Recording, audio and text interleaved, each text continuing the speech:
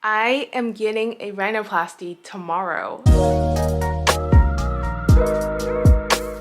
If this is shocking to anyone, please know I used to work in aesthetics and plastic surgery. If you have a problem with plastic surgery, please just keep your comments to yourself or just leave the video. Don't watch the videos. I'm getting my rhinoplasty with Dr. Charles Lee in Beverly Hills, and I am really excited. What I want done is, if you look at my face, it's pretty obvious. I don't have any sort of bridge whatsoever, and when I smile, everything just spreads out. I really don't like when I'm cracking up in a photo and then someone captures that, or I really don't like my side profile.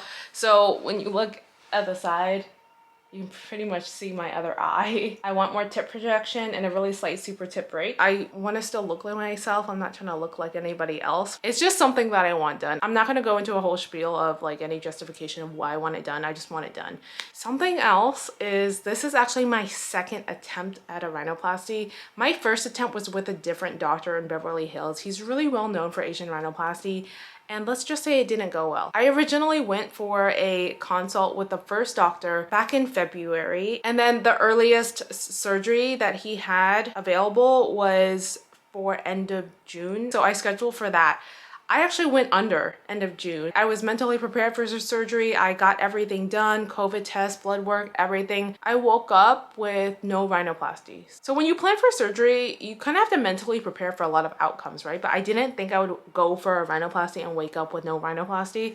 So I basically woke up with just staples on my head and then my rib, because they were gonna use those as graft sites. The only method he does is diced cartilage fascia, and those are the graft sites that are used. He didn't go through with the surgery because apparently I have calcified ribs. So calcified ribs can happen for a lot of reasons, but it can also happen in normal, healthy adults like myself because I have no significant medical history, and it's not something that's really screened for. I was not only healing from the rib, I was also healing from my head. I wish they had just checked the rib first instead of cutting into my head. So I was healing from both. That experience was so terrible. I'm so happy to schedule with this other surgeon. So I'm going with Dr. Charles Lee in Beverly Hills as well. He's also really well known in Asian rhinoplasty, and he has experience with calcified cartilage. So he used to do DCF like that first doctor, but he now does solid rib rhinoplasties, and that's beneficial because he's going to be able to work with a calcified cartilage as well. I just regret not going to Dr. Charles Lee in the first place. Asian rhinoplasty is normally building a nose. I'm not speaking for all Asians, and then other rhinoplasties, you might be like trying to shave a bump or whatever. But if you are trying to go for an Asian rhinoplasty, it's just something to consider if you're going to go to someone who just does DCF. If you're unfortunate enough to wake up with no rhinoplasty, and then I did lose a few $1,000s from that. Long story short, I am going for my surgery tomorrow, and I did ask Dr. Lee in my consult, I was like, is there any chance that I will wake up with this happening to me again? And he said it's never happened to him, and he's been in surgery for a really, really long time. So I'm gonna trust that I'm not gonna be his first. The first scheduled surgery was end of June, and it's now end of July. It's about a month later. I have my blood work already done, so my CBC is already done. I'm fully vaccinated, so I needed to submit that information.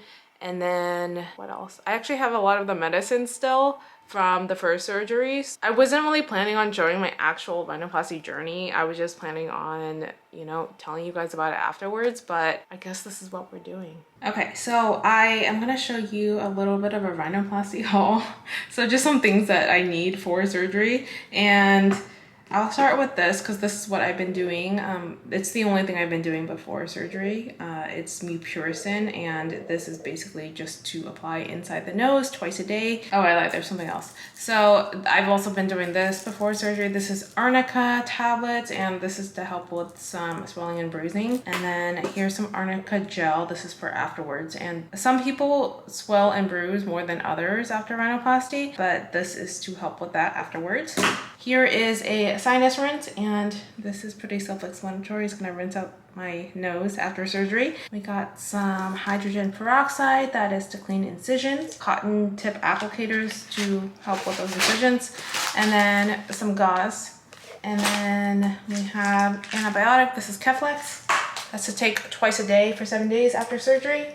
And we have some Zofran, and that is to take as needed for nausea. And then we have some Norco as needed for pain. Oh, and then some tape. This is some tape to apply on the nose afterwards after the cast is removed. And the cast is removed after a week. That's my rhinoplasty haul. We're gonna drive to Beverly Hills to go to Dr. Lee's office. This is actually gonna be the first time I meet him in person because I only did a video consult with him and then I scheduled surgery with him right afterwards. So he's probably gonna take some photos and then we're gonna talk through things again, but I'll bring you along for that. Hi. What you doing?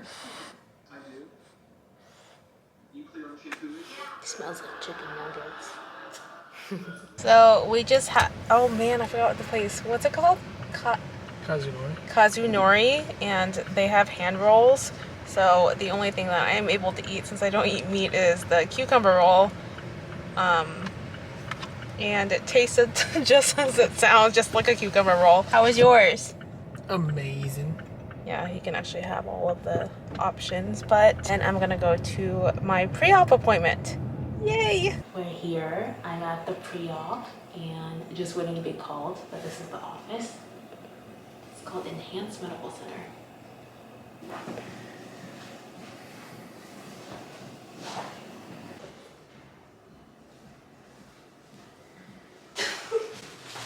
Heavy. Waiting for the consult.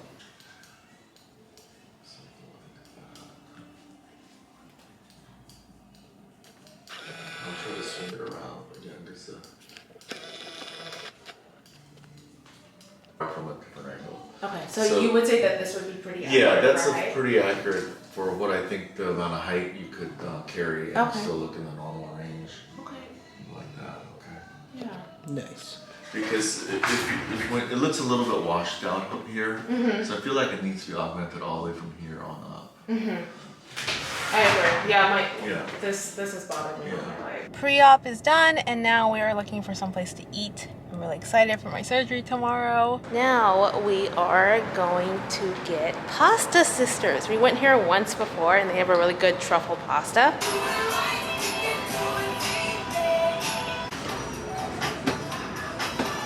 It's truffle pasta. I'll eat anything truffle.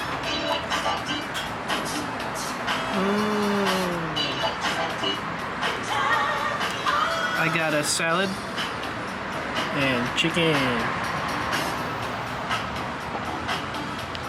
So full. Food coma. So tomorrow I have my appointment. I have my surgery scheduled for 12:30, but they actually want me to come in at 11 so I can film a video for them. I'm gonna be exhausted and have no makeup on for their video, so we'll see how that goes.